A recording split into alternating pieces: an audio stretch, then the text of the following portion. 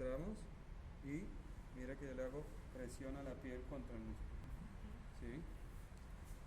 Y colocamos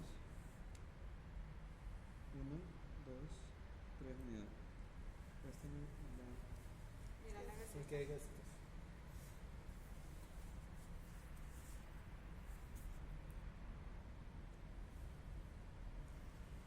El anterior no lo coloquemos así, sino bien concéntrico hacia el músculo.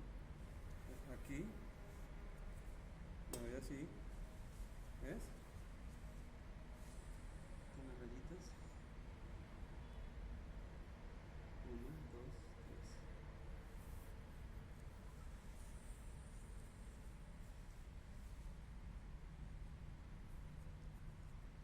3. Aquí sí no importa tanto hacia dónde limpiemos porque pues está bastante lejos de la órbita y no pasa nada.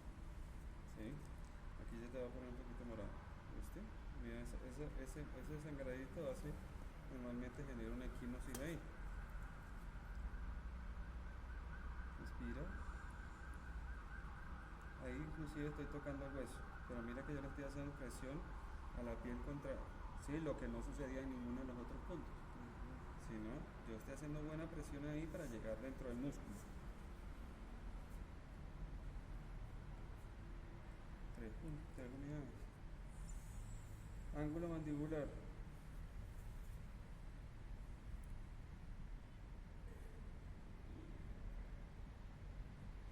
3 unidades.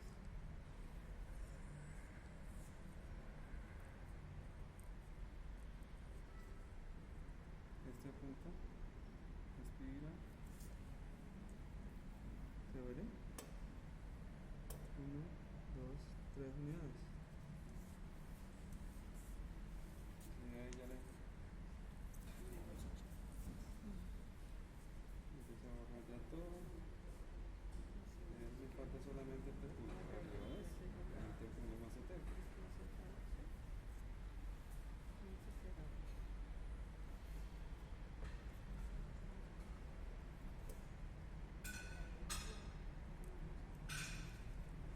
Mira que yo le hago presión. 1, 2, 3 unidades. Aquí también te va a salir un moradito. Siempre cuando hay sangradito así, ahí se te va a poner moradito. Aquí y aquí. Todo eso te pasa en pocos días.